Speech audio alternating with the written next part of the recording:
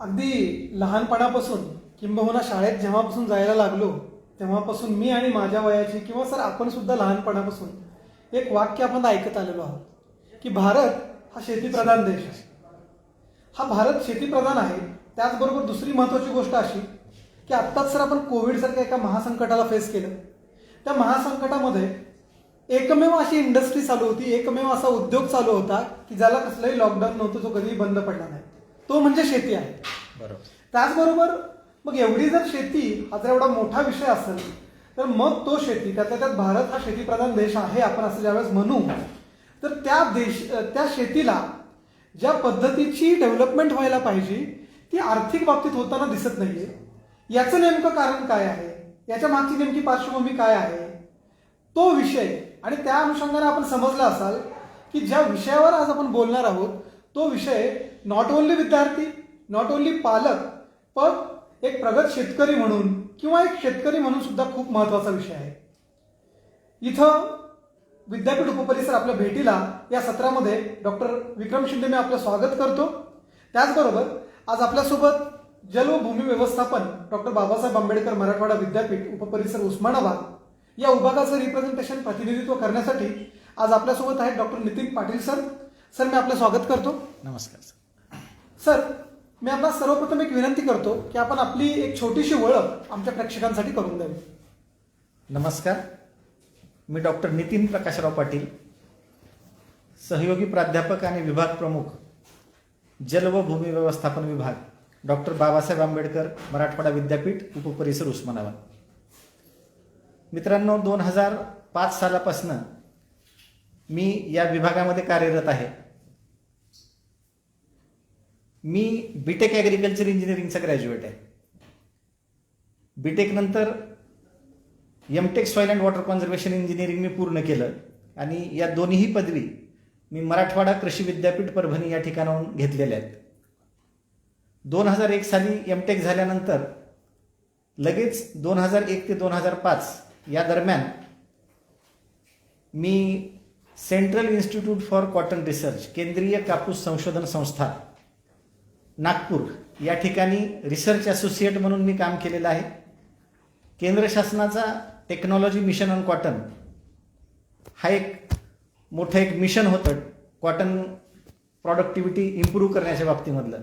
त्या मिशनच्या अंतर्गत मी 4 वर्ष रिसर्च असोसिएट म्हणून मी काम केलं आणि त्यानंतर मी वॉटर अँड लँड मॅनेजमेंट डिपार्टमेंटमध्ये मी सहाय्यक प्राध्यापक या पदावरती मी त्या ठिकाणी रुजू झालो आणि आजतागायत मी या ठिकाणी काम करतोय. आपण पाहताय एक वॉटर अँड लँड मॅनेजमेंट, त्याला आपण म्हणूया की टेक्निकल वॉटर मॅनेजमेंट ज्याला आपण म्हणतो, त्या विषयाचा एक पारंगत शिक्षक घेऊन आपण याच ठिकाणी आपल्याला प्रेक्षकांसाठी आपण आलेला आहात. सर आपण पुढे खूप साऱ्या विषयांवर चर्चा करणारच आहोत, ते विषय उलगडत जाणारच आहेत. पण त्याआधी सर मला स्वतःला जो एक प्रश्न पडला तो असा आहे की शेती एवढी मोठी इंडस्ट्री आपण म्हणतोय याला खरं, पण शेती ज्या मानाने ती प्रॉडक्टिव्हिटी असेल, ज्या मानाने त्याची इकॉनॉमिक डेव्हलपमेंट असेल ती होत नाही सर. तर त्यातला मला उमगलेला जो एक बेसिक प्रश्न आहे तो असा वाटतो सर की आपण एक्सपर्ट कॉमेंट त्याच्यावर करणारच आहात, पण जो मला उमगलेला एक प्रश्न आहे तो असा वाटतो सर की एखादी ज्यावेळेस इंडस्ट्री असते ती इंडस्ट्री त्याच्यामध्ये असणाऱ्या मशिनरीज असतील, त्याचं असणारे रॉ मटेरियल असेल किंवा त्याला लागणाऱ्या ओव्हरऑलच्या काही सपोर्टिंग गोष्टी आहेत, त्याची चेकिंग असते, त्याचं अनालिसिस असतं, हे वारंवार होत असतं. पण जेव्हा आपण जमीन किंवा शेती किंवा पाणी ह्या विभागाविषयी बोलतो त्याचं चेक करणं किंवा त्याचं अनालिसिस करणं हे कधी सहजासहजी घडत नाही. आणि मित्रांनो आपण अगदी त्याच सगळ्या मुद्द्यांवर, त्याच विषयांवर आपण आज बोलणार आहोत. हे नंतर आपण बोलूच या, पण सर्वप्रथम सर अगोदर मी आपल्याला विनंती करतो की जल व भूमी व्यवस्थापन विभाग हा विभाग, त्याची सुरुवात आणि त्याची पार्श्वभूमी, हा विभाग नेमका सुरू कसा झाला याबद्दल आमच्या प्रेक्षकांना मार्गदर्शन करावं. सर 2005 साली जल व भूमी व्यवस्थापन विभाग या विभागाची स्थापना उपकेंद्र उस्मानाबाद या ठिकाणी झाली. ओके. आता जल व भूमी व्यवस्थापन विभाग हा औरंगाबादला न सुरू होता तो या ठिकाणी सुरू व्हायचं कारण ओके की इथली जी भौगोलिक परिस्थिती जी आहे ती परिस्थिती याला कारणीभूत आहे. आणि त्या परिस्थितीमुळं राज्य शासनानं आणि विद्यापीठानंही मी असं म्हणेन की हा विषय आणि हा विभाग हा उस्मानाबाद उपकेंद्रामध्ये सुरू केला. त्याचं कारण असं की उस्मानाबाद या जिल्ह्याचा जर आपण विचार केला, इथल्या सगळ्या जर इंडस्ट्री किंवा इथली जर डेव्हलपमेंटची जर आपण परिस्थिती पाहिली तर आपण साधारणपणे कुठल्याही अर्थव्यवस्थेचा जर आपण विभागणी केली ओके. तर आपण असं म्हणू शकतो की पहिला जो भाग आहे तो आहे इंडस्ट्री, अगदी बरोबर आहे. दुसरा भाग जो आहे तो शेती, अगदी बरोबर आहे. आणि मग ह्या दोन भागामध्ये जर आपण बघितलं तर उद्योगाच्या बाबतीमध्ये उस्मानाबाद हा थोडासा पिछाडीवरती असलेला भाग आहे. अगदी अगदी. आणि त्यामुळे इथल्या बहुतांश लोकसंख्येची जी उपजीविका आहे ही शेतीवरती आहे. अगदी. आणि शेतीचा जो मूळ जो भाग आहे किंवा शेतीचा जो गाभा आहे की ज्याच्यावरती शेती उभी राहते, ते दोन गोष्टी ज्या आहेत ते आहे एक जल आणि दुसरं आहे जमीन. आणि या दोन्ही गोष्टींची जर आपण विचार केला तर उस्मानाबाद हा जिल्हा हा आवर्षणप्रवण क्षेत्रामध्ये येतो. अगदी बरोबर. हा एक भाग झाला. आणि दुसरा भाग की या जिल्ह्यामध्ये असलेली जी सुपीक जी जमीन आहे किंवा सुपीक जमिनीखालचं जे क्षेत्रफळ आहे हे क्षेत्रफळ कमी आहे. म्हणजे एका बाजूला उपजीविका जी लोकसंख्या करते किंवा लोकसंख्येची जी टक्केवारी आहे शेतीवरती आधारित आहे ती जास्त आहे. परंतु शेतीसाठी जी लागणाऱ्या ज्या दोन गोष्टी आहेत त्याची जी कमतरता आहे, आणि ही कमतरता जर आपल्याला भरून काढायची असेल तर आपल्याला ह्याचं व्यवस्थापन करणं हे आवश्यक आहे. आणि हे राज्य शासनानं जाणल्यामुळं आणि त्याला पाठबळ हे आपल्या विद्यापीठानं दिल्यामुळं हा विभाग जो आहे तो विभाग हा उस्मानाबादला चालू झाला. क्या बात आहे. म्हणजे ऍक्च्युअल ज्याला आपण म्हणू शिक्षणाचं जे खरं उद्देश असतं की त्या ज्या विभागात असतं त्या विभागाचे प्रॉब्लेम्स ज्याला आपण म्हणतो सोशल प्रॉब्लेम्स असतील, इकॉनॉमिक लोकांचे त्या विभागासाठी महत्वाचं असतं. आणि विद्यापीठ असेल किंवा राज्य शासन असेल ह्या दोन्हीनं हा एकडा विजनरी हेतू डोळ्यासमोर ठेवून हा विभाग आपल्यासमोर सुरू केलेला आहे. सर, आपण आपल्याविषयी सांगितलं, आपल्या विभागाविषयी सांगितलं. एक ओव्हरऑल विद्यार्थी म्हणून मी ज्यावेळेस बघतो त्यावेळेस नेमकं विषयांची मांडणी किंवा विषयाचं वेटेज ज्याला आपण म्हणतो अकॅडमिकली आणि रिसर्चच्या बाबतीत ते नेमकं कसं आहे सर या विभागाचं? सर, एकूण आमच्याकडं या विभागामध्ये एक डिग्री कोर्स आहे, पीजी डिग्री कोर्स आहे. तो आहे MMS water and land management. MMS म्हणजे master of management science in water and land management. हा जो पीजी कोर्स आहे हा 2 वर्षाचा आणि 4 सत्रात विभागलेला कोर्स आहे. या 4 सत्रामध्ये एकूण 18 विषय आहेत. आणि या 18 विषयामधला जो टीचिंगचा जो कॉम्पोनंट आहे तो साधारणपणे 80% टीचिंग आहे, ज्याच्यामध्ये थेरी आणि प्रॅक्टिकल हे दोन्ही पण आलं. आणि उर्वरित जो 20% आणि जो महत्वाचा भाग आहे तो आहे संशोधनाचा. आणि संशोधनावरती या सिलेबसमध्ये या डिग्री कोर्समध्ये खूप चांगल्या पद्धतीचं वेटेज त्याला दिलेलं आहे. कारण की संशोधन ही या विषयामध्ये किंवा प्रत्येक विषयामध्ये एक महत्वाची बाब असते. आणि त्या अनुषंगानं की ह्याच्यामध्ये 80 आणि 20 अशा पद्धतीचं ह्याच्यामधलं डिस्ट्रीब्युशन स्ट्रक्चर तसं ठरलेलं आहे. बघताय आपण की अकॅडमिक हा तर भाग आहेच आहे, पण संशोधनालाही चांगलं असं वेटेज या विद्यापीठानं या विषयासाठी दिलेलं आहे. सर, त्याच्याच अनुषंगाने एक पुढचा विषय सर किंवा पुढचा प्रश्न म्हणूया. आम्ही सर्वच डिपार्टमेंटला हा प्रश्न विचारला की ज्यावेळेस विद्यापीठीय शिक्षण किंवा ज्याला आपण पीजी म्हणतो, पोस्ट ग्रॅज्युएशन म्हणतो, ज्यावेळेस एखाद्या विद्यार्थ्याला करायचं असतं तर माझी इन्स्टिट्यूट नेमकी कशी असावी, त्या इन्स्टिट्यूटमध्ये काय असावं, काय सुविधा असाव्यात, हे सगळे प्रश्न किंबहुना याच्या बाबतीतल्या आपल्या काही कन्सेप्ट विद्यार्थ्यांच्या डोक्यात असतात. तर नेमक्या आपल्या विभागात कुठल्या कुठल्या भौतिक सुविधा आपण विद्यार्थ्यांना देत आहे? सर, जलभूमी व्यवस्थापन विभागामध्ये आपल्याकडे एक soil and water testing lab आहे. दुसरा जो आमचा एक सगळ्यात महत्वाचा जो भाग आहे तो आहे सर्वे आणि लेवलिंग. की ज्याच्यामध्ये जे काही आपले नैसर्गिक साधन संपत्ती आहे ती नैसर्गिक साधन संपत्तीचं सर्वे करणे, म्हणजे किती नैसर्गिक साधन संपत्ती आहे हा एक भाग झाला. जमिनीचा जो उंच सखलपणा आहे तो उंच सखलपणा मोजण्यासाठी म्हणून लेवलिंग आहे. आणि मग याच्यासाठी जी लागणारी जी इन्स्ट्रुमेंट आहेत, जी की आपल्याकडे इंडिजिनस इन्स्ट्रुमेंट आपण असं म्हणू, जे फील्डवरती काही काळापासून वापरली जातात, अशी प्लेन टेबल सर्वे असतील, चेन असतील, टेप असतील, आणि त्याला लागणारे अनुषंगिक जे काही इन्स्ट्रुमेंट आहेत ते इन्स्ट्रुमेंट तर आहेतच, परंतु आत्ताचा जमाना हा डिजिटलचा आहे. आणि त्यामुळे डिजिटली आपल्याला हे सर्वे लेवलिंग करता यावं याच्यासाठी आपल्याकडं टोटल स्टेशन नावाचं एक इन्स्ट्रुमेंट आहे की ज्याच्यामुळं त्या मशीनच्या सहाय्यानं आपल्याला त्या इन्स्ट्रुमेंटच्या सहाय्यानं आपण एका ठिकाणी थांबून आपण आपला परिसर जो आहे त्या परिसराचा आपण सर्वे करू शकतो. त्यासोबतच आपल्याकडं इलेक्ट्रॉनिक थिओडोलाइट आहे, तो पण एक सर्वे लेवलिंग मधलाच एक भाग आहे. त्याच्यानंतर आपल्याकडं DGPS आहे, डिजिटल ग्लोबल पोझिशनिंग सिस्टम. तर या सगळ्या ज्या गोष्टी डिजिटल पोझिशनिंग सिस्टम म्हणजे की बाबा आपले जे अक्षवृत्त आणि रेखावृत्त आहेत त्या अनुषंगामध्ये जागतिक लेवलवरती किंवा पृथ्वीच्या पाठीवरती पाठीवरती. नेमकं आपण कुठं आहोत आणि आपण कुठल्या अक्षांश रेखांश ज्याला आपण अक्षांश आणि रेखांश आपण जे म्हणतो ओके त्या कंपॅरिझन मध्ये किंवा त्याच्या अनुषंगाने आपण नेमकं कुठलं सर्वे करतो हे सुद्धा ठरवणारी इन्स्ट्रुमेंट आपल्याकडे आहे. हा एक भाग झाला. आणि दुसरा जो भाग जो आहे मी आत्ताच तुम्हाला सांगितलं आपल्याकडं soil and water testing lab आहे. ओके ती डेव्हलपमेंट स्टेजमध्ये आहे, परंतु त्याच्यासाठी जी लागणारी जी इन्स्ट्रुमेंट आहेत त्याच्यामध्ये atomic absorption spectrophotometer, okay UV visible spectrophotometer, flame photometer, digital conductivity meter, pH meter आणि त्यासाठी जी लागणारे इतर काही इन्स्ट्रुमेंट अशी साधारणपणे 17 ते 18 इन्स्ट्रुमेंट Instruments, okay. आपल्याला ह्या सॉइल अँड वॉटर टेस्टिंग लॅबमध्ये उपलब्ध आहे. क्या बात आहे सर.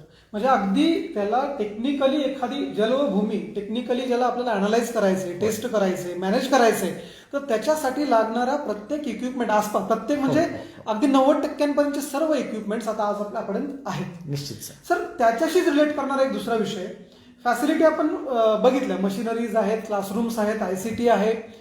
विद्यापीठाचं शिक्षण ज्यावेळेस आपण म्हणतो, आपण मगाशीच उल्लेख केला की रिसर्चला वेटेज सुद्धा तेवढंच दिलं पाहिजे. तर नेमकं रिसर्च ऍक्टिव्हिटी म्हणून कशा प्रकारच्या रिसर्च ऍक्टिव्हिटी आपल्या विभागात घेतल्या जातात? सर आपल्याकडचं जे लॅबोरेटरी जे आहे, okay soil and water testing laboratory जरी आपल्याकडे असली तरी वॉटर अँड लँड मॅनेजमेंटची महत्वाची जर कुठली लॅबोरेटरी असेल तर ती आहे फील्ड.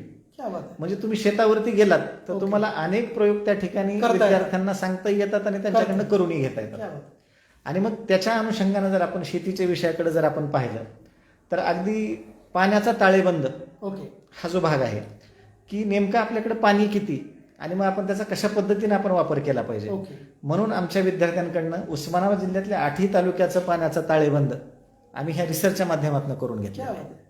दुसरा जो भाग आहे आपल्याकडे की आपल्याकडचं जे आता केमिकल ॲग्रिकल्चर आहे ज्याच्यामध्ये आपल्याकडे रसायनांचा वापर खूप मोठ्या प्रमाणामध्ये होतो ओके. आणि मग त्याच्यासाठी एक रेमेडी म्हणून त्याला एक सोल्युशन म्हणून आपण जैविक शेतीकडे पाहतो. ओके आणि मग ह्या जैविक शेतीचं एकूण असलेलं तालुका वाईज स्टेटस हे सुद्धा आपल्या विद्यार्थ्यांनी या ठिकाणी संग्रहित केलेलं आहे किंवा त्याच्यावरती संशोधन केलं आहे. तिसरा जो भाग जो आहे तो महत्वाचा जो भाग आहे की आपल्याकडे पाणी किती हा सगळ्यात महत्वाचा भाग आहे.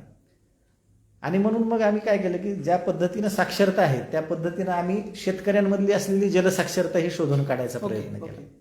आणि मग पाण्यावरती निगडीत अशी साधारण आम्ही एक 20 प्रश्नांची प्रश्नावली तयार केली आणि 8 विद्यार्थ्यांनी ही प्रश्नावली त्या तालुक्यामध्ये जाऊन साधारणपणे एका तालुक्यातले 250 शेतकरी रँडमली आम्ही चेक केले, मंडळवाईज चेक केले आणि मग त्याच्यामधनं काढलं की नेमकी शेतकऱ्यांची जलसाक्षरता किती, पाण्याबद्दलचं त्यांना महत्व. कारण एका बाजूला आपण असं म्हणतो की जल हे जीवन आहे, म्हणजे प्रत्येक घटक जो आहे तो पाण्याशिवाय शक्य नाही. आपलं जीवन अगदी सुरुवातीपासून शेवटपर्यंत आपल्याला पाण्याशिवाय दुसरा कुठलाही तरुण पाहिजे, म्हणजे that is an essential part of our life. आणि मग त्याच्याबद्दलची साक्षरता किंवा त्याच्याबद्दलचं त्यांचं अवेअरनेस किती आहे हे जाणून घेण्यासाठी केलं.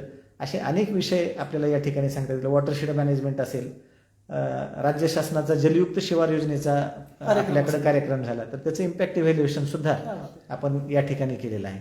आणि रिसेंटली अगदी कोविडच्या काळामध्ये सुद्धा आमच्याकडच्या 4 विद्यार्थ्यांनी उस्मानाबाद शहराचं रूफटॉप रेन वॉटर हार्वेस्टिंगचं स्टेटस त्या ठिकाणी केलं. आणि मग त्या माध्यमातून 500 नागरिकांच्या घरांना भेटी दिल्या. त्यांच्याकडे रूफटॉप रेन वॉटर हार्वेस्टिंग आहे का हे पण पाहिलं आणि ज्यांच्याकडे नाही तर त्यांनी करण्यासाठी आपण त्यांना प्रवृत्त केलं. म्हणण्यापेक्षा आपण त्यांचं अवेअरनेस वाढवण्यासाठी सुद्धा या विद्यार्थ्यांनी त्या ठिकाणी काम केलं. म्हणजे सर एका बाजूला आपण संशोधनही करतोय आणि दुसऱ्या बाजूला समाज जागृतीचंही काम विद्यार्थ्यांच्या माध्यमातून या ठिकाणी आम्ही करतो.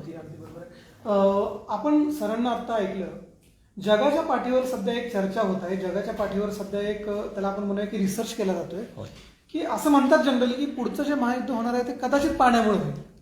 एवढा हा पाण्याचा गंभीर विषय आणि ह्या गंभीर विषयाला रूट लेवलला त्याचं संशोधन करण्याचं काम या विभागामार्फत होतं. म्हणजे आतापर्यंत आपण फक्त एक शैक्षणिक विभाग या दृष्टिकोनातूनच चर्चा आपली चालू होती, पण एक सोशल रिस्पॉन्सिबिलिटी असते, एक सोशल वर्क असतं, त्या दृष्टिकोनातून सुद्धा अतिशय महत्वाचं काम या विभागामार्फत होत आहे. धन्यवाद सर. आपण आपल्या विद्यार्थ्यांची आहे आपली सर याच्या पुढचा जाऊन प्रश्न मला आपल्याला असा विचारावा वाटतो की मी जनरली म्हणतो आमच्या सगळे जेवढे काही मुलाखतीला इथे लोक आले त्यांना मी एक प्रश्न किंवा एक स्टेटमेंट होतं सगळ्यांचंच की क्लासरूम टीचिंग हे आता एकच साधन नसलं पाहिजे किंवा ते राहिलेलं नाही. तर मग टीचिंग लर्निंगच्या मेथडॉलॉजीज ज्या आहेत त्या आपल्या इथे नेमका कुठल्या वापरल्या जातात? सर, टीचिंग लर्निंग मेथोडॉलॉजीमध्ये पहिल्यांदा मी तुम्हाला टूल्स सांगतो ओके.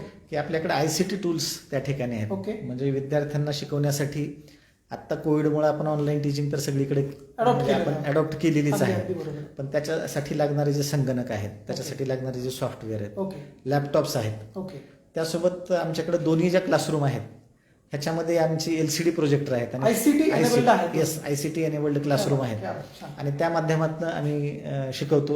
ओके. त्यासोबत PPT प्रेझेंटेशन आम्ही स्वतःही करतो, परंतु स्लाइड शेअरचं एक असं माध्यम आहे की त्या ठिकाणावरनं ज्या काही PPT आहेत ओके. त्या PPT सुद्धा आम्ही विद्यार्थ्यांसोबत शेअर करतो. ओके. म्हणजे जो डेटा ऑनलाईन अवेलेबल आहे, there is no limit for that. तो डेटा सुद्धा आपण विद्यार्थ्यांना पोहोचवतो. येस. आता सर, हा भाग झाला आपला ICTचा. ओके. परंतु apart from classroom teaching, field practicals आहेत, ओके. सेमिनार्स आहेत की त्या सेमिनारमध्ये आमच्याकडे सेमिनार हा प्रत्येक विषयामध्ये घेतला जातो बऱ्याच ठिकाणी. ओके. परंतु आमच्या सिलेबसमध्ये फ्रेम करताना सेमिनार हा एक वेगळा सेपरेट विषय त्या ठिकाणी दिलेला आहे 100 मार्काचा. ओके. आणि साधारणपणे मुलं जेव्हा ट्रेनिंग करून येतात, म्हणजे सर हा सुद्धा एक आपला अकॅडमिकचाच एक पार्ट आहे ओके. की आमच्या विद्यार्थ्यांना 1 महिन्याचं एक ट्रेनिंग आणि 15 दिवसाचे ट्रेनिंग असे तो 2 स्ट्रक्चरचाच पार्ट आहे. स्ट्रक्चरचाच पार्ट आहे. ओके. तर 2 ट्रेनिंग त्यांना करावे लागतात. ओके. आणि मग 1 महिन्याचं ट्रेनिंग पहिल्या वर्षी झाल्यानंतर जेव्हा विद्यार्थी 3ऱ्या सत्रामध्ये येतो तेव्हा तो कमीत कमी 10 वेळेस तो सेमिनार देतो आणि त्या माध्यमातून त्या विद्यार्थ्याचं कम्युनिकेशन स्किल असेल, त्याचं स्टेज करेज असेल ओके. आणि ओव्हरऑल पर्सनॅलिटी डेव्हलपमेंट होण्यासाठी याचा उपयोग होतो. त्यासोबतच कम्युनिकेशन स्किलसाठी आम्ही ग्रुप डिस्कशन पण घेतो. ओके.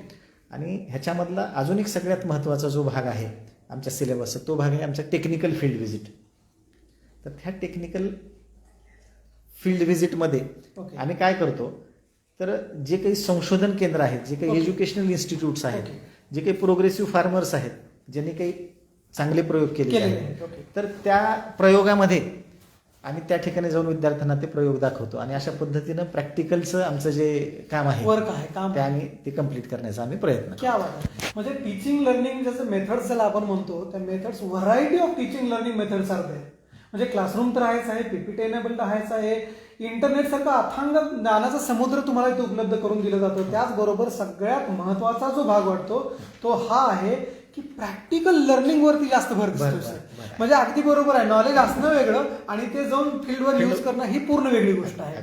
क्या बात आहे. खूप छान. आपण बघताय की हे सगळे माध्यम, या सगळ्या माध्यमातून आपल्याला इथं शिकवलं जातं.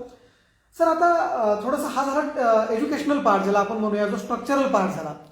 मी I am not a technical student of water and land management. मी मॅनेजमेंटचा आहे. मला माणसं असतील, फायनान्स असेल, मशिनरी असतील, यातलं कळतं. पण एक साधारण माणूस म्हणून, जेव्हा एक कॉमन मॅन म्हणून मला काही प्रश्न पडलेच.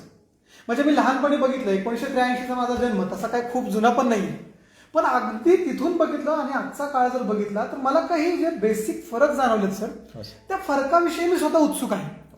सुरुवातीलाच सर मी आपल्या प्रेक्षकांना सांगितलेलं आहे की हा जो आजचा जे सत्र आहे हे विद्यार्थ्यांसाठी तर आहेच आहे, पालकांसाठी आहे आणि सगळ्यात महत्वाचं एक कॉमन मॅन म्हणून आणि शेतकरी म्हणून जास्त कामाला येणार आहे. तर त्या अनुषंगानं सर मला एक जे मला स्वतःला अनालाइज झालं, तर प्रश्न मी तो आपल्याला विचारतो. सर, लहानपणी आम्ही असताना शेतात फिरायला जायचो. मातीत हात घातला, या दिवसात खास करून हाताला गांडुळं लागायची किंवा त्याला आपण पैसा म्हणायचो. हात लावल्यानंतर तो असं चोरून बसायचा. ह्या सगळ्या कृमी ह्या त्यावेळेस होत्या. बरोबर. पण आता जर बघितलं तर गांडूळ मला वाटत ना 1 एकरच्या अख्ख्या एरियामध्ये एक 10-5 गांडूळ दिसतात. हा नेमका काय प्रकार आहे सर? सर, आपण जे बोलताय ती वस्तुस्थिती आहे, परंतु त्यालाही काही एक्सेप्शन्स आहेत. ओके. आता आपण जी बोलतोय ही साधारण परिस्थिती तशीच आहे.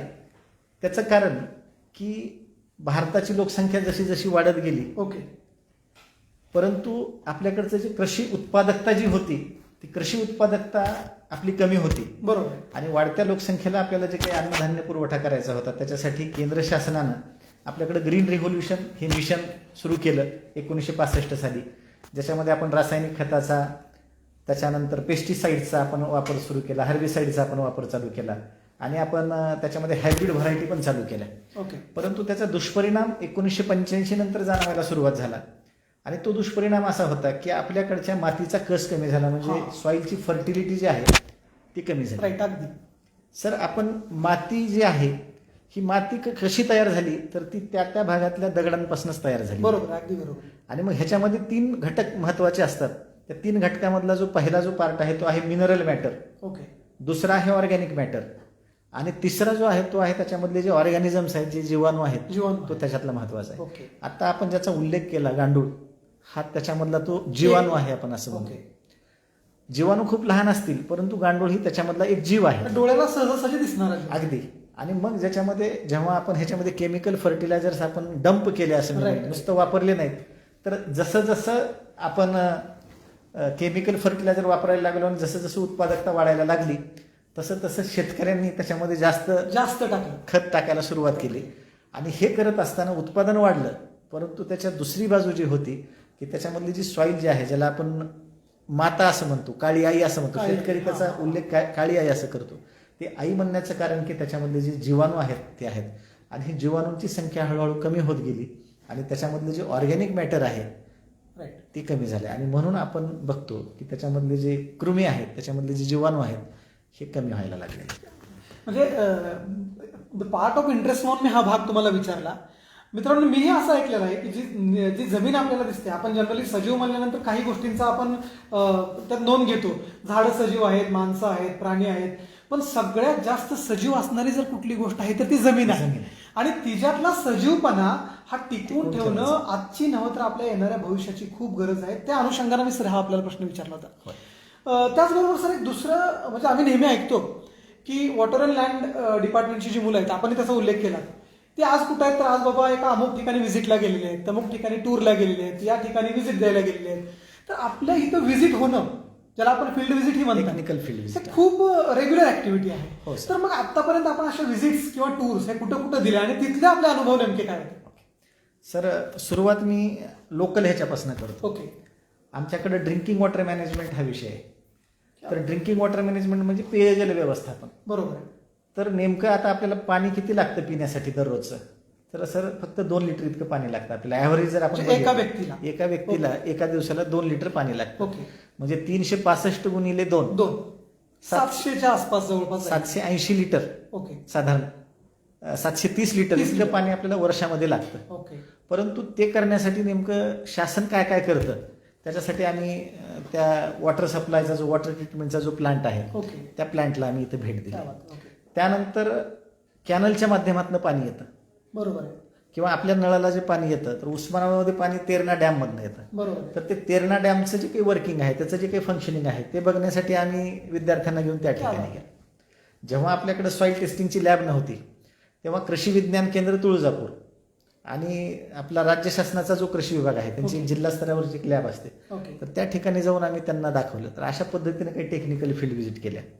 आपल्याकडचा दुसरा एक महत्त्वाचा जो पीक आहे, जरी आपण दुष्काळ प्रवण भागातले, अवर्षण प्रवण भागातले असलो तर ऊसाशिवाय आपल्याकडे थोडासा पर्याय नाही. अगदी असं शेतकऱ्यांना वाटतं. हो.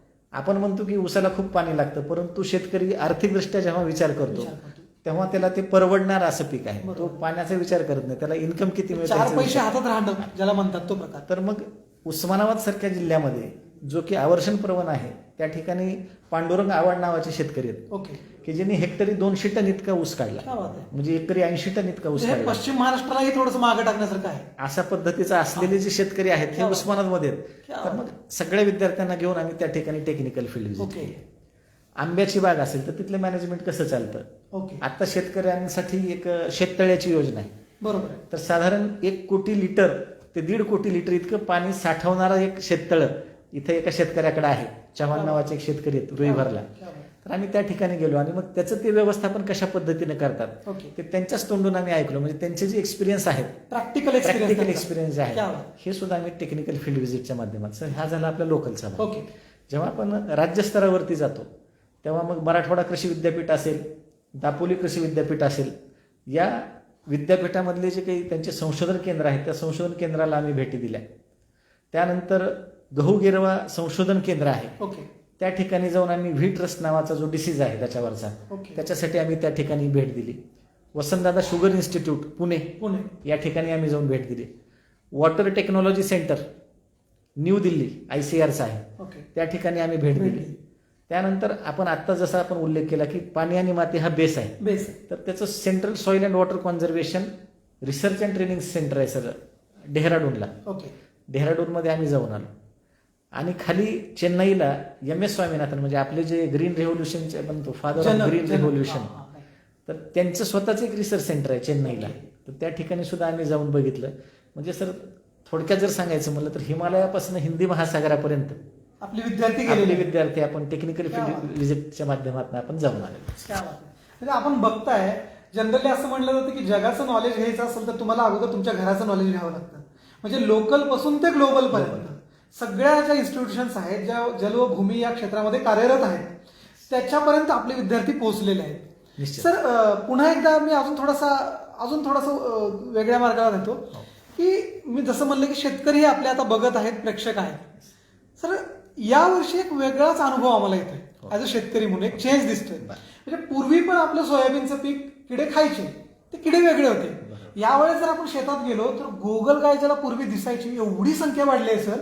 नेमका तो काय प्रकार आहे, अचानक कशामुळे? सर आपण जेव्हा 24 तासाचा विचार करतो एक व्यक्ती म्हणून, ओके, तेव्हा आपण असं म्हणतो की 8 तास आपण वर्क केलं पाहिजे, बरोबर आहे. 8 तास घरासाठी दिले पाहिजेत अगदी बरोबर. आणि 8 तास आपल्या स्वतःसाठी स्वतःसाठी. दिले पाहिजे, म्हणजे आपण रेस्ट केली रेस्ट पाहिजे. केली पाहिजे. परंतु आत्ता जे काही कृषी क्षेत्रामधली जी काही विकास आहे किंवा ओके. विकासाची जी घौडदौड आहे, ओके त्याच्यामध्ये आपण त्या शेतीला इतकं थकवतोय सध्या ओके की आपण 3 सीझन आपण बघतो, खरीप सीझन, रब्बी सीझन आणि समर सीझन.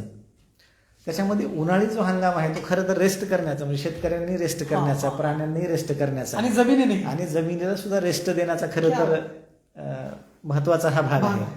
परंतु आपण आता ह्या विकासाच्या सगळ्या ह्याच्यामध्ये आपण हे सगळं विसरून गेलेलो आहोत आणि आपण अजिबात त्या शेतीला आपण विश्रांतीच देत नाही. Right.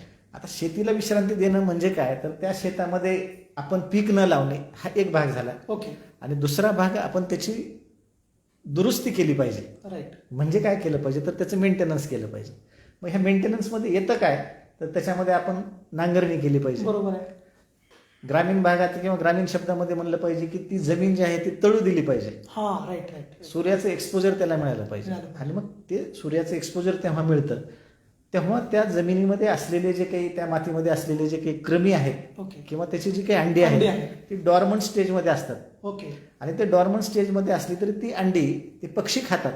ओके आणि जर तुम्ही जर कंटिन्युअस त्याचं कल्टिवेशन जर करत राहिलात, त्याच्यावरती सतत पीक घेत राहिलात, ओके तर ते डॉर्मंट फेजमधनं बाहेर पडतात आणि ओके. त्या अंड्यापासून त्याच्यातून मग आळ्या असतील आणि मग बाकीच्या जे काही जीवाणू असतील, कृमी ज्याचे कृमी असतील, ज्याचे ते अंडे आहेत, त्याचा ते जन्म बाहेर होतो. येतात. ओके, आणि तोच प्रकार ह्या गोगलगाईच्या बाबतीमध्ये झालेला आहे क्या बात आहे. की आत्ता जो काही आपल्याकडचा जो पावसाळा आहे तो थोडासा एक्सटेंड झाला, ओके, परंतु जे वातावरण होतं ते मात्र ह्युमिड होतं. अगदी आणि बरोबर. ते वातावरण सुटेबल असल्यामुळे त्या अंड्यातून गोगलगाई बाहेर पडल्या आणि मग त्याला काहीतरी आपल्याला लागतं खाण्यासाठी. आणि म्हणून मग तो फक्त काही सोयाबीनवरती अटॅक नाही, सगळ्याच पिकांवर आता जी काही कोवळी पानं असणारी जी पिकं आहेत, म्हणजे ओके. जस्ट जर्मिनेट झालेली, ओके ओके, तर त्या सगळ्यांवरतीच त्याचा अटॅक झालेला आहे. क्या बात आहे. म्हणजे टेक्निकली ज्यावेळेस आपण ह्या गोष्टी सगळ्या बघत नाही सर, म्हणजे आम्हाला लहानपणी शेतात जर आपण गेलो, अजूनही आपले शेतकरी बांधव हे अशिक्षित आहेत, त्यांना एवढंच माहित आहे की बाबा हे मार्च एप्रिलच्या महिन्यात आपल्याला शेत नांगरायचं आहे आणि ते तळायचं आहे. पण ते तळायचं कशासाठी, त्याच्यावर सूर्यप्रकाश का पडला पाहिजे, नाही पडला तर काय होईल, याची कारणमीमांसाच कुणी केलेली नाहीये.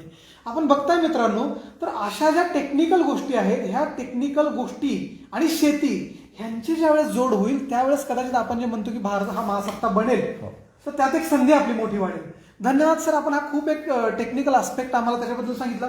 सर पुढे जाऊन जसं आपण टूर बद्दल बोललात किंवा मी आत्ताच तुम्हाला गोगलगाईबद्दल बोललो, गांडुळांबद्दल बोललो, मला सर काही प्रश्न पडतो, म्हणजे कॉमन मॅनचे काही प्रश्न आहेत. जनरली असं म्हणतात की 1 मिलीमीटर पाऊस झाला, 2 मिलीमीटर पाऊस झाला, 1 सेंटीमीटर पाऊस झाला, म्हणजे नेमका काय झाला, आम्हाला त्याचं गणित कळत नाही. आपण ते गणित उलगडावं सर. यासाठी सर 2009-10 सालीच आपण वॉटर लिटरसी जो प्रोग्राम होता तो विद्यार्थ्यांच्या माध्यमातून आम्ही राबवला. ओके, आणि त्याच्यामध्ये एक लक्षात आलं की आपण सर व्यवस्थापन शास्त्र विभागाचे तज्ज्ञ आहात, त्या विषयाचे तज्ज्ञ आहात. मॅनेजमेंट कधी होऊ शकतं, जेव्हा रिसोर्सेस किती आहेत हे जेव्हा याची आपल्याला मोजमाप माहीत होईल. असतं, अगदी अगदी. तेव्हा त्याचं आपण मॅनेजमेंट करू शकतो. बरोबर. आपल्याला जर रिसोर्सेस आपल्याकडे किती आहेत हे जर माहीत नसेल, ओके, तर आपण त्याचं मॅनेजमेंट करू योग्य शकत पद्धतीने शक्य करू नाही. शकत हो. नाही. लहानपणापासून आपल्यावरती संस्कार असे झालेले असतात किंवा लहानपणापासून आपण असं ऐकत आलेलो असतो घरामध्ये लहान असल्यापासून की आपल्याकडे इतकी शेती आहे, गावाजवळ एवढी आहे, गावाच्या पलीकडे तेवढी एवढी. आहे, नदीच्या पलीकडे तेवढी, असं एक साधारण आपण ऐकत असतो. बरोबर आहे. पण कुठल्याही लहान मुलाला जो मोठा झाला की तो सांगतो की आमच्याकडे इतकी शेती आहे. परंतु आपल्याला लहानपणापासून असं कधी कानावर पडत नाही की आपल्याकडे पाणी किती पाणी आहे. किती आहे? आपल्याकडे पाण्याचे सोर्स माहीत असतात की आपल्याकडे बोरवेल आहे, विहीर आहे. शेततळ आहे, हो. शेतातून ओढा नदी गेला हे आहे, माहीत ओढा असतं. आहे. परंतु त्या तिथून पाणी किती वाहतं आणि माझ्या विहिरीमध्ये किंवा बोरवेलला 24 तासात किती पाणी येतं ओके. हे आपल्याला माहीत नसतं. माहित नाही. आणि म्हणून ही लिटरसी वाढवणं हे जास्त महत्वाचं आहे. ओके. आणि आम्ही केलेल्या संशोधनात सुद्धा असं जाणवलं, 2009ची गोष्ट सांगतोय, आता लिटरसी 100 म्हणजे बऱ्यापैकी वाढली आहे. आहे. त्यावेळेसची जी लिटरसी होती, आम्ही जे प्रश्न सिलेक्ट केले होते, सगळ्या तालुक्यामधली वॉटर लिटरसी शेतकऱ्यांची 25% कमी होती. बापरे. त्याचं कारण असं होतं की शेतकऱ्यांना विचारलं तुमच्याकडे पाणी किती आहे, तर शेतकरी सांगायचे सोर्सेस.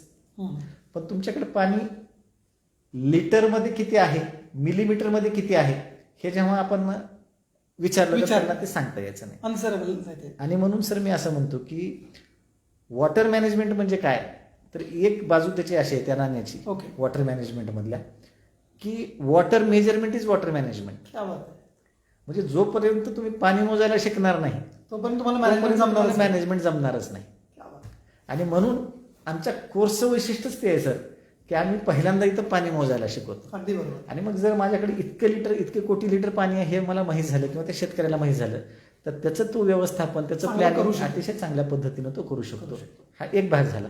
आणि दुसरा वॉटर मॅनेजमेंटचा दुसरा जो भाग आहे की वॉटर मॅनेजमेंट हे फक्त पाण्याचंच मॅनेजमेंट नाही आहे, तर त्याच्यासोबत तुम्हाला लँड मॅनेजमेंट केली पाहिजे, जमिनीचं तुम्हाला व्यवस्थापन केलं बरोबर. पाहिजे, तुम्हाला जंगलांचं व्यवस्थापन केलं अगदी पाहिजे, बरोबर आहे. तुम्ही जनावरांचं व्यवस्थापन केलं पाहिजे, आणि तुम्ही लोकसंख्येचं व्यवस्थापन केलं. पाहिजे. आता लोकसंख्येचं व्यवस्थापन हे लोकसंख्येच्या माध्यमातून नाही, म्हणजे लोकसंख्या कमी करणे हे हा व्यवस्थापन त्याच्यावरचा नाही. उपाय आहे. बरोबर. उपलब्ध जी रिसोर्सेस आहेत, लोकसंख्या आहे, ह्युमन रिसोर्स आहेत, त्यांचं स्किल, त्यांचं नॉलेज, एनहान्स करणे, नॅचरल रिसोर्सेसच्या बाबतीमधलं वाढवणे, वाढवणे. अशा पद्धतीने आपल्याला त्याचं लोकसंख्येचं मॅनेजमेंट या ठिकाणी करावं करणं आहे. आणि त्याचाच एक भाग म्हणून आपल्याकडे ह्या जलव्यवस्थापनाची आणि भूमी व्यवस्थापनाची आवश्यकता आहे.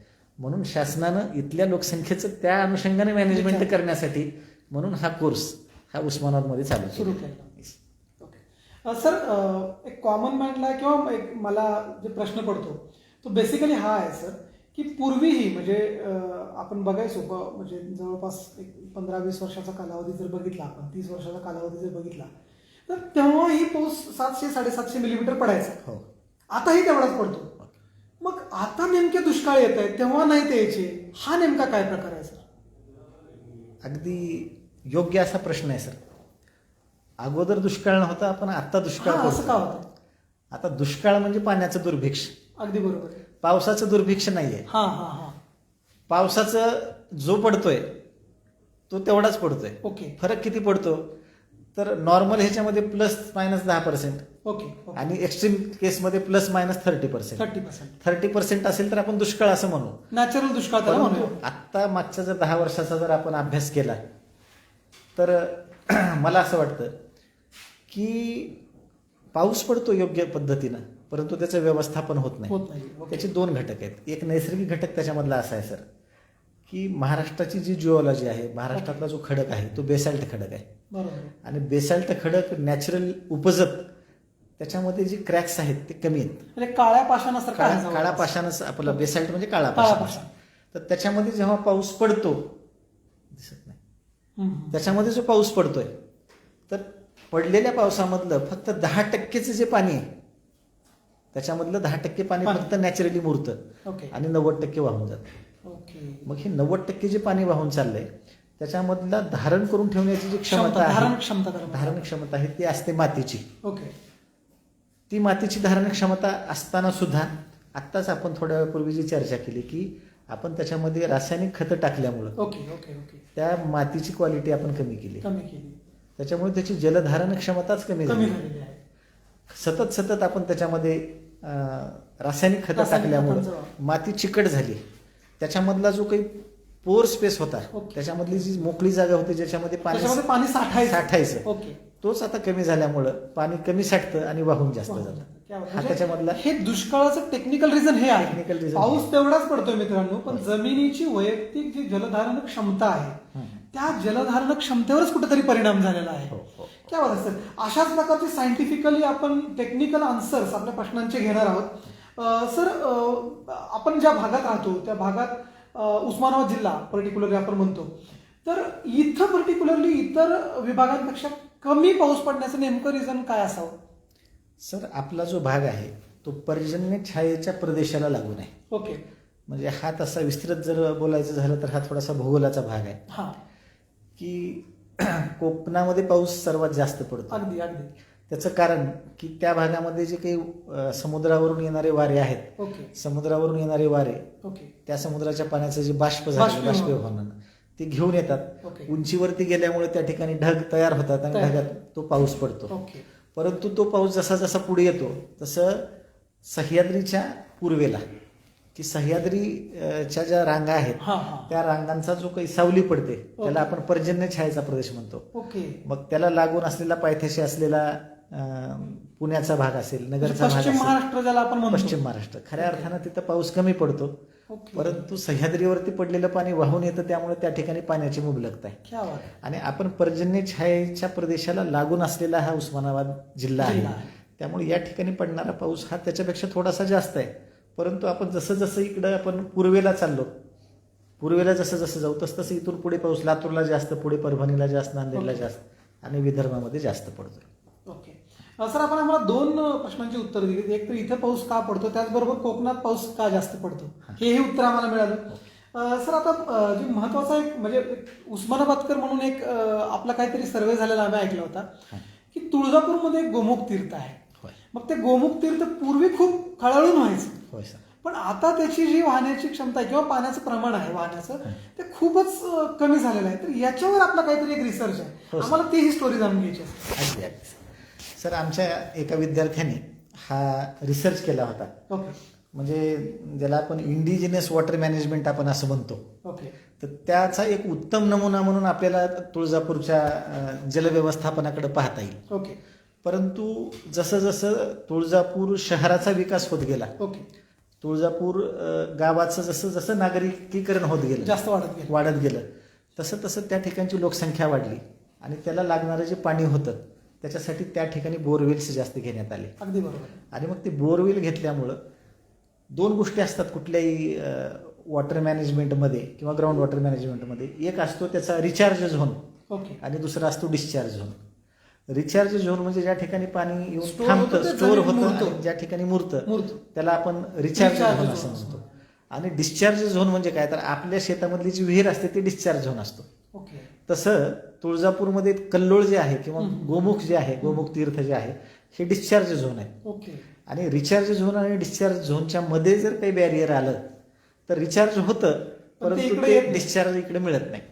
आणि तो भाग जेव्हा आम्ही त्याच्यामध्ये संशोधन केलं तेव्हा असं लक्षात आलं की तुळजापूर संस्थानचं देवीचं जे मंदिर आहे तुळजाभवानीचं, तिथं 2 महाद्वार उभे केलेले हो आहेत. बरोबर आहे. आणि ते महाद्वार साधारणपणे मला असं वाटतं की एक 80 ते 90 फुटाची उंचीची महाद्वार आहे. हो बरोबर. आणि त्याचा जो बेसमेंट आहे ते साधारणपणे 30 फुटाचं बेसमेंट आहे. ओके. आणि जेव्हा ते बेसमेंट दोन्ही दरवाजांचं केलं गेलं तेव्हा त्या ठिकाणी ह्या गोष्टीचा विचार केला नाही की खालच्या बाजूला कल्लोळ आहे, त्याच्यामध्ये तो अडथळा निर्माण झाला. ओके. तिथनं पाईप जरी टाकले असते तरी त्याला ते मुवमेंट मिळाली असती. ओके. आणि हा रिसर्च जेव्हा झाला आणि ह्या संशोधनातनं जे आम्हाला काही मिळालं ते आम्ही तत्कालीन उस्मानाबादचे जिल्हाधिकारी जे होते डॉक्टर प्रवीण गेडाम त्यांना सुद्धा आम्ही हे सबमिट केलं. सर आता तसा विषय इंटरेस्टिंग आहे, पण आपण थोडंसं शेती आणि त्याची उत्तर मिळवली. आता आपण थोडं आपल्या मूळ विषयाकडे येऊया. सर एक विभागात जर मला ऍडमिशन घ्यायचं असेल, मला जर त्या विभागामध्ये घ्यायचं असेल तर एक प्लेसमेंट अपॉर्च्युनिटी ज्याला आपण म्हणतो तो विद्यार्थ्यासाठी सगळ्यात महत्वाचा असतो, तर त्या नेमक्या काय आहेत सर? सर आत्ताचं जर तुम्हाला करंट आत्ताची सिच्युएशन सांगायची झाली तर आत्ता माझ्याकडं 26ची बॅच आहे जे की आता फायनल 4th सेमिस्टरला अपियर आहे. ओके. ह्यांचे अजून एक्झाम व्हायचे, परंतु आता इंडस्ट्रीमधनं डिमांड आहे की तुमच्याकडे मुलं आहेत का. आणि मला त्यांना मागच्या महिन्यापासून सांगावं लागेल की सर अजून एक तुम्हाला होल्ड करा, 21 तारखेपर्यंत आमची एक्झाम आहे, 21 नंतर तुम्हाला मुलं उपलब्ध होतील किंवा तुम्ही येऊन इथं कॅम्पस तुम्ही घेऊ शकता. आता ह्याच्या पूर्वीचं जर सांगायचं झालं किंवा जर ह्याच्या प्लेसमेंटबद्दल जर सांगायचं झालं तर सर आमच्या इथं वॉटर अँड लँड मॅनेजमेंटचा विद्यार्थी, पासआउट झालेला विद्यार्थी हा इरिगेशन कंपन्यामध्ये लागतो हो. तिथं त्या ठिकाणी त्याला चांगलं प्लेसमेंट आहे. मग त्याच्यामध्ये नेटॅफिम इरिगेशन असेल, कोठारी इरिगेशन असेल, जैन इरिगेशन असेल आणि ह्या काही प्रथितयश अशा काही इरिगेशन कंपनी आहेत. परंतु अशा साधारणपणे महाराष्ट्रामध्ये 150 इरिगेशन कंपन्या आहेत. तर ह्याच्यामध्ये खूप मोठा स्कोप आहे आमच्या विद्यार्थ्यांना आहे. दुसरा जो भाग आहे तो आहे वॉटरशेड मॅनेजमेंटचा. ओके. वॉटरशेड मॅनेजमेंटमध्ये म्हणजे मी आत्ता जे तुम्हाला सांगितलं की वॉटर मॅनेजमेंट हे फक्त एकट्यानं होत नाही, तर जलसोबत त्याला जल, जमीन, जंगल, जनावरे आणि जनसंख्या हे जे पंचजकार जे आहेत ह्याचं व्यवस्थापन हे आपलं वॉटरशेड मॅनेजमेंटमध्ये होतं.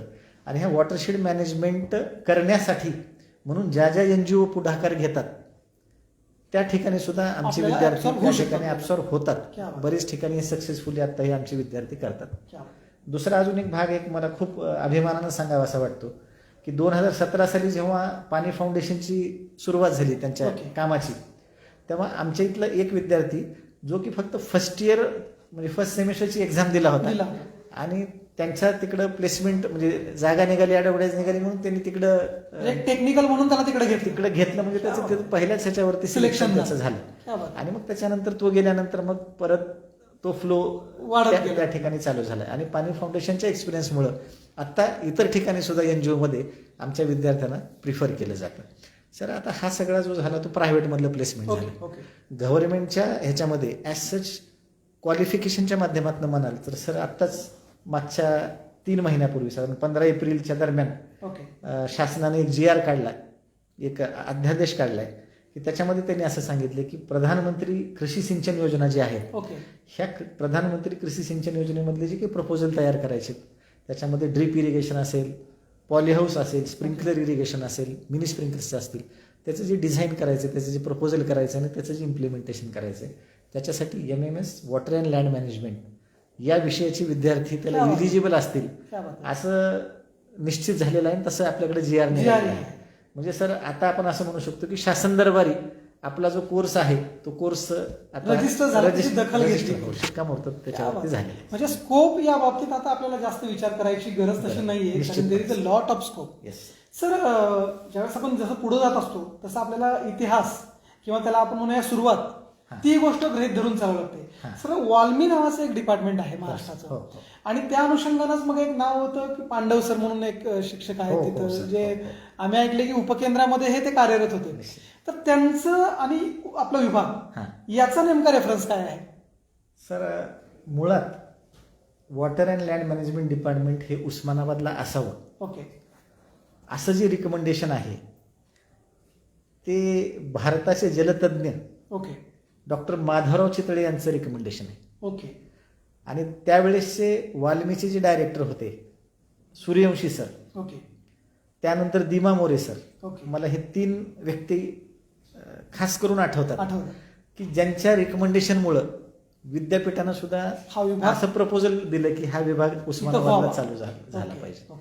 आणि डॉक्टर रमेश पांडव सर हे वाल्मीमध्ये कार्यरत असल्यामुळं आणि त्यांना या विषयामध्ये खूप तज्ज्ञ असल्यामुळं आणि त्यांची ह्याच्यामधली आवड असल्यामुळं पहिले HOD म्हणून पांडव सर या ठिकाणी 2006 साली रुजू झाले. आणि मग इथं रुजू झाल्यानंतर 2010 पर्यंतचा जो काही 4 वर्षाचा जो कार्यकाळ होता त्याच्यामध्ये सर त्यांनी जे काही एक बेसिक एक जे स्ट्रक्चर असतं, मग अकॅडमिक स्ट्रक्चर असेल किंवा आपलं इन्फ्रास्ट्रक्चर असेल, या दोन्ही स्ट्रक्चरमध्ये त्यांचं एक मोलाचं योगदान पांडव सरांनी या विभागाच्या विकासासाठी दिलेलं आहे. सर आपण मगाशी बोलता म्हणलात की आपल्या इथे एक लॅब उभारलेली आहे, त्याला आपण वॉटर टेस्टिंग लॅब किंवा ते म्हणतो आपण त्याला. तर त्या अनुषंगाने सर मला एक प्रश्न विचारावा वाटतो की ज्यावेळेस एखाद्या विभागामध्ये एवढं मोठं त्याला आपण म्हणूया की इन्व्हेस्टमेंट होत असते, एवढी मोठी सुविधा उपलब्ध होत असते, ही काही एका माणसाचं किंवा एका सिस्टमचं काम नसतं. तर मग विद्यापीठ म्हणून, प्रशासन म्हणून, प्राधिकरण म्हणून आपली नेमकी त्यांचा रोल काय होता ज्यावेळेस आपल्याला ही लॅब उभं करायची होती? मुळात सर असं झालं की आपल्याकडे एक विभागामध्ये एक मायनर रिसर्च प्रोजेक्ट होता, जो drinking water status in Osmanabad अशा पद्धतीचा एक रिसर्च एक मायनर रिसर्च प्रोजेक्ट होता. आणि मग त्या मायनर रिसर्च प्रोजेक्टमध्ये प्यायचं जे पाणी आहे आपल्याकडचं, तर त्याच्यामधलं जे TDS आहे ते इतक्या मोठ्या प्रमाणामध्ये आहे की साधारणपणे आपल्याला जे लागतं ते 100 ते 150 ppm इतकं TDS असलं पाहिजे स्टँडर्ड. परंतु उस्मानाबादमध्ये जी काही लोक पाणी पितात त्याचं आम्ही जेव्हा काढलं ते 1350 पर्यंत होतं. अरे बापरे, म्हणजे ऑलमोस्ट मोर दॅन 10 टाइम्स. हो, म्हणजे ते पिण्यायोग्य पाणीच नाही, नाहीच. अशा पद्धतीचं पाणी आपल्याकडं पेय पाणी म्हणून आपण त्याला वापरतो, पेयजल वापरतो. म्हणून. आणि मग हा जेव्हा आउटकम समोर त्याचं आलं. आलं तेव्हा मग आम्ही असा विचार केला की आपल्याला ह्याच्यासाठी काहीतरी लॅबचं केलं पाहिजे. ओके. आणि मग अशी संकल्पना जेव्हा आपण मांडली तेव्हा ही संकल्पना मांडल्यानंतर आपल्या विद्यापीठाचं जे मॅनेजमेंट काउन्सिल आहे ओके. या सर्वांनीच त्याला पाठिंबा दर्शवला, ओके. म्हणण्यापेक्षा सहमती दर्शवली की आपण या ठिकाणी लॅब आपण केली पाहिजे. ओके. आणि मग पुढे आपले विद्यापीठाचे आदरणीय कुलगुरू डॉक्टर प्रमोद येवले सर यांनी याच्यामध्ये आम्हाला विभाग म्हणून मार्गदर्शन केलं क्या बात. आणि याच्यासाठी 32 लाख रुपयाची त्यांनी याच्यासाठी तरतूद केली. क्या बात. आणि आत्ता आपल्याकडे याच्यासाठी लागणारी जी काही सगळी इन्स्ट्रुमेंट जे आहेत, मी तुम्हाला मागाशी सांगितल्याप्रमाणे आता सगळी इन्स्ट्रुमेंट त्या ठिकाणी आलेली आहेत. आणि मग याच्यामध्ये प्रो व्हाईस चान्सलर सर असतील, डॉक्टर श्याम शिरसाट सर असतील, कुलसचिव मॅडम असतील सूर्यवंशी मॅडम, आणि आपले फायनान्स ऑफिसर जाधव सर असतील, या सर्वांच्याच सहकार्याने, त्यांच्या मदतीने आणि त्यांच्या मार्गदर्शनाने आत्ता आपण विद्यापीठ उपकेंद्रामध्ये जल आणि भूमी याच्या संदर्भातली सॉइल टेस्टिंगची जी लॅब आहे ती आपण निश्चितपणे आपण कार्यरत करण्याच्या मार्गावरती आहोत. सर अगदी तसा भाग इंटरेस्ट आहे तुमच्याही, माझ्याही, आणि मी तुम्हाला मगाशीच म्हणले की समोर शेतकरी प्रेक्षक आहेत. तर जेवढा आपण याच्यावरती बोलू तेवढा हा भाग वाढतच जाणार आहे. सर आपण आता थोडंसं मूळ मुद्द्याकडे येऊया. मला वॉटर अँड लँड मॅनेजमेंट हे विभागात करिअर दिसतंय, संधी दिसते, मला आता या विभागात प्रवेश घ्यायचा आहे. माझे 2 प्रश्न आहेत. एक, प्रवेश प्रक्रिया काय आहे, पात्रता काय आहे, आणि तिसरा महत्वाचा प्रश्न आहे की फीस आणि त्याच्यामध्ये मिळणारी सवलत आम्हाला त्याच्याबद्दल मार्गदर्शन करा. Sir, water and land management डिपार्टमेंटमध्ये एक कोर्स आहे. ओके. जो मी आपल्याला सांगितलं, MMS water and land management 2 वर्षाचा कोर्स आहे. ओके. ह्याची जी इलिजिबिलिटी आहे, ही eligibility any graduate is eligible for the admission to this particular course. म्हणजे कुठलाही BA, BCom, BSc, BTech जे काय असेल, BA, BCom, BSc agriculture, okay, BTech आणि कुठलीही डिग्री असेल which is recognised by the particular university, तो ग्रॅज्युएट आपल्याकडे या ठिकाणी ऍडमिशन घेऊ शकतो. ह्याची जी फीस आहे ती 3,593 रुपये इतकी वार्षिक फीस आहे. साधारण 4,000 रुपये फीस तुम्ही गृहीत धरली तर 2 वर्षाचे 8,000 रुपये. 8,000 रुपयेमध्ये तुमचं हे 2 वर्षाचं शिक्षण या ठिकाणी पूर्ण होतं. ओके. तुम्ही वॉटर मॅनेजर होता, तुम्ही नॅचरल रिसोर्स मॅनेजर होता, आणि सगळ्यात महत्वाचं असं आहे सर की आर्ट्सचा ग्रॅज्युएट, ओके, कला शाखेचा ग्रॅज्युएट हा डिझाईन इंजिनियर होतो. क्या बात आहे. म्हणजे आर्ट्सच्या विद्यार्थ्यांना इंजिनियर करण्याचं काम आमच्या विभागामध्ये मागच्या 17 वर्षापासून चालू आहे. आणि ही जी विद्यार्थी आहेत सर, आर्ट्स ग्रॅज्युएट असतील, कॉमर्सचे असतील, सायन्सचे असतील, हे आत्ता माझे जे जुने विद्यार्थी आहेत हे आता काही रेप्युटेड कंपन्यांचे डिस्ट्रिक्ट मॅनेजर म्हणून आणि रिजनल मॅनेजर म्हणून सुद्धा आता ते काम करतात. तर बघताय आपण, म्हणजे आर्टचा विद्यार्थी सुद्धा इंजिनियर मॅनेजर होऊ शकतो या कोर्सच्या माध्यमातून. आणि दुसरं सर सगळ्यात महत्वाचं मला जे वाटलं, फायनान्शियल मॅनेजर तुम्हाला होता येतं, फायनान्स पुन्हा लिमिटेड आहे. रिअल इस्टेट मॅनेजर होणार येतं तुम्हाला, रिअल इस्टेट लिमिटेड आहे. पण जगातली अथांग संपत्ती जी आहे, जल आणि भूमी, त्याचे सुद्धा मॅनेजर व्हायची सुविधा या कोर्स मार्फत आपल्याला मिळते. तर आपण बघताय मित्रांनो, एक अशी ब्रॉड अशी चर्चा, शेती असेल, मग त्याला लागणारे संसाधन म्हणून जल आणि भूमी असेल, आणि मग त्याचं मॅनेजमेंट असेल, या अनुषंगाने आपल्या इथं झालेले आहे. मी विद्यापीठ उपपरिसर आपल्या भेटीला या कार्यक्रमाच्या माध्यमातून डॉक्टर नितीन पाटील सर यांचे आभार मानतो. सर, इथं आपण आलात, आमच्या विद्यार्थ्यांना मार्गदर्शन केलं, आम्ही आपले आभारी आहोत. धन्यवाद सर. धन्यवाद. संयोजकाचे आभार आणि सर्व अधिकाऱ्यांचे आभार. धन्यवाद.